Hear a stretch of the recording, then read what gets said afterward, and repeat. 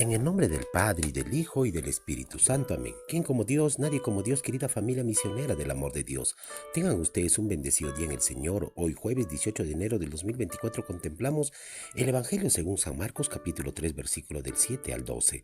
En aquel tiempo Jesús se retiró con sus discípulos a la orilla del lago y lo siguió una muchedumbre de Galilea. Al enterarse de las cosas que hacía, acudía mucha gente de Judea, de Jerusalén y de Idumea y de Transjordania, de las cercanías de Tiro y Sidón. Encargó a sus discípulos que le tuviesen preparada una lancha, no lo fuera a estrujar el gentío. Como había curado a muchos, todos los que sufrían de algo se le echaban encima para tocarlo.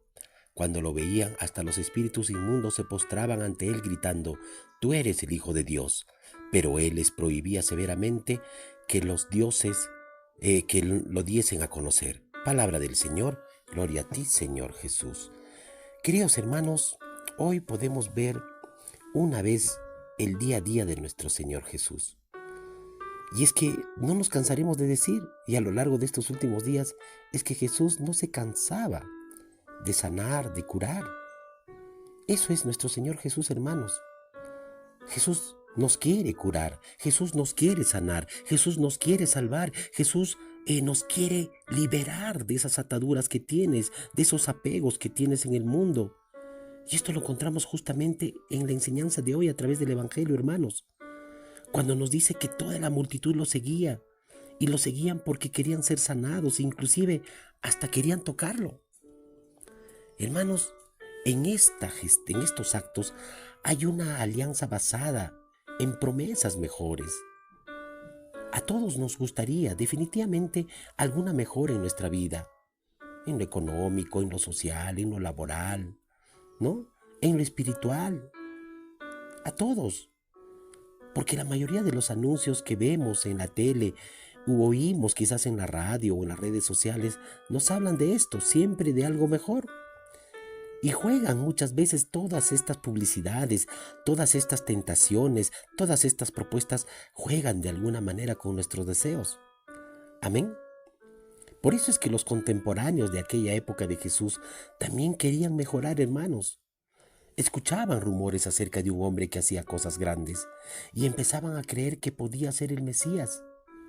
Quizás por eso mucha gente, toda la multitud, se reunieran alrededor de Jesús, iban, lo buscaban, porque veían en su mensaje quizás esas palabras que de amor iban acompañadas, esas palabras veían sus mensajes hechos con obras. Promesas hay muchas, hermanos, pero no todas se cumplen. Amén.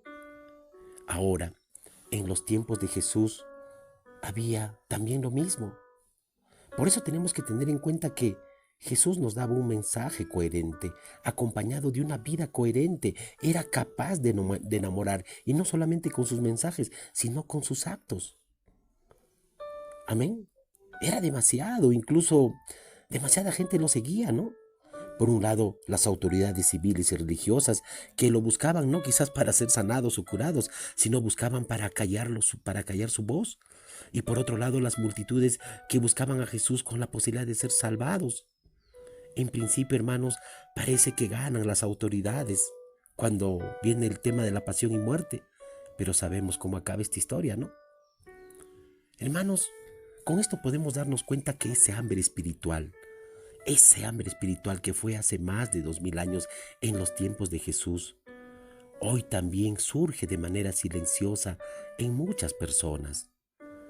Pues me pongo a pensar y digo pues que detrás de muchas búsquedas espirituales del hombre de hoy, del actual hombre, en la nueva era, en religiones orientales, que no necesariamente es en el cristianismo, hay una búsqueda eterna.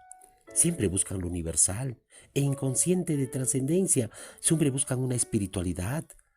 Pero tenlo por seguro que esos son de manera equivocada, hermanos, porque la verdadera espiritualidad se da solamente buscando a Cristo nuestro Señor. Amén. Afirmando las palabras del Padre de la Iglesia, de San Agustín, cuando nos decía o cuando dice: Señor, nos hiciste para ti, y nuestro corazón andará inquieto hasta que no repose, no descanse en ti. Hasta aquí la palabra de San Agustín. Hermanos, esto es una gran verdad. Esta es una gran verdad para la humanidad. Esta es una gran verdad para ti y para mí.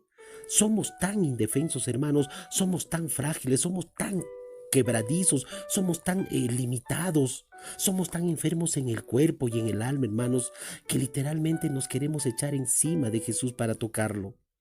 Así como en un pasaje del Evangelio, cuando una mujer hemorroísa, recordarán ustedes, por la fe, por esa gran fe, toca al Señor Jesús para ser sanada. Y por esa fe es sanada, hermanos. Este es el Mesías que anuncia el cristianismo. Este es el hombre del que nos habla 2000 años después. Esta es la persona, hermanos, que partió a la humanidad de un antes y de un después. Después de él, obviamente. Este es ese pobre que enriqueció a muchos. Este es el obediente de Dios, hermanos, que nos enseña el camino de la libertad, pero de la libertad desde la obediencia, hermanos, no de libertinaje. Este es el casto, ese casto de amor puro que nos enseña el sentido auténtico de amar sin medidas a todos de nuestro tiempo. Este es el sanador, hermanos, pero ese sanador por excelencia a la gente que se le tiraba literalmente encima para ser curada y para ser sanada. Entonces, si este es el Señor, si este es el grande, este es nuestro Cristo, ¿cómo reconocer a ese Cristo? ¿Cómo descubrir a ese Mesías? ¿Cómo valorar al que es el Hijo de Dios por parte que vino en nosotros? Y aquellos hombres, hermanos, que se sientan buenos, no fueron capaces de hacerlo. ¿Qué pasa? ¿Qué pasa con los hombres que se llaman de bien?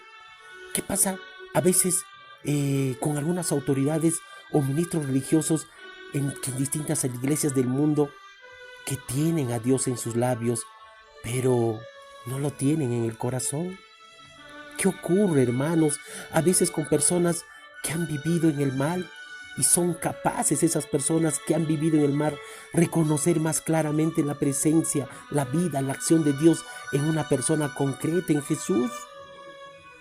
Pues, hermanos, no es gratuito, definitivamente que no es gratuito que Jesús haya afirmado a propósito de la falta de fe de los fariseos. Amén. Entonces, hermanos, son aquellas, hermanos. No es gratuito, no es gratuito, hermanos. Esa falta de fe de los fariseos en él, donde dicen que las prostitutas y los cobradores de impuestos, esto es los publicanos, les santificarán en el reino de los cielos. Hermanos, todo esto es una gran verdad. Es una gran verdad que a veces los pecadores, los equivocados, los que vivieron en la mundanidad, los que vivieron en la paganería, aquellos que vivieron muchas veces en el mundo, ellos tienen mayor facilidad para reconocer a Jesús como el Hijo de Dios y a reconocer ese mensaje verdadero y cristiano. Hermano, hermana, Jesús nos quiere salvar, pero muchas veces lo buscamos solo para que nos sane nada más, o que nos libere, que nos saque de tal o cual situación. Sin embargo, ¿cuántos de esta multitud estaban dispuestos a vivir de acuerdo a la enseñanza del Maestro y a vivir de acuerdo con el Evangelio? ¿Cuántos? ¿Cuántos de los que fueron sanados y liberados de espíritus inmundos, ya una vez libres de sus males, continuaron viviendo según el estilo de vida propuesto por Jesús? Dígame cuántos. Inclusive quizás nosotros tampoco seguimos eso. Al parecer, hermanos, hay pocos. Pues en la escena del juicio de Jesús no hubo nadie que dijera nadie a su favor. Todos se fugaron, todos se escondieron. Los discípulos que vivieron con él se dieron a la fuga.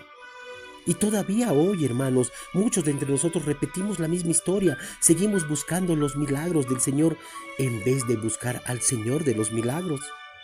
Más aún, muchas personas, una vez que hayan recibido tanto lo que necesitaban, no vuelven a acordarse del Señor, sino hasta que otra vez les vuelva a aparecer esa necesidad en el horizonte de su vida. Te pregunto, hermano, hermana, ¿tú estás buscando que Jesús resuelva tu vida o buscas vivir de acuerdo con el Evangelio de Jesús? Reflexiona, hermano, hermana, porque recuerda que Jesús nos dice: la fiebre, la enfermedad, no está en las sábanas. La fiebre y el virus está en el enfermo. pero en ese enfermo, en el interior de su corazón. Y es allí donde necesitamos ser sanados, hermanos. Es allí donde necesitamos ser liberados. Es allí donde necesitamos ser restaurados. Eso nunca lo olvides. Nunca lo olvides, porque la fiebre y la enfermedad no está en la sábana, no está en la parte material, sino está en el interior de tu corazón. Amén. Y cuando vayas a la Eucaristía, recuerda, hermanos, que Jesús en ese momento te fortalece frente a las acechanzas del mal y del pecado, a tu debilidad. Allí está para sanarte y liberarte. Entonces hoy pidámosles y digámosle: Señor, amado Señor, bendito Señor, Padre bendito, en el nombre de Jesús, libéranos de estas falsas seguridades religiosas. Libérame de esa laguna que tengo, de que son de alguna mente me están dando falsas vestiduras que nos dan una seguridad de que yo crea verdaderamente en ti, que lo anunciamos en nuestros labios, pero no lo tenemos verdaderamente en el corazón. Pues hoy quiero abalanzarme sobre ti, quiero echarme espiritualmente sobre ti. Me siento un enfermo, sáname, Señor. Quiero con humildad de corazón, quizás como el endemoniado del Evangelio, decirte: te reconozco, tú eres el Hijo de Dios, tú eres el Señor de la historia, tú eres el Mesías, tú eres el Cristo, y verdaderamente me postro ante ti, porque tú eres verdaderamente el Hijo de Dios. Señor, dame lo que me pides y pídeme lo que quieras. Amén.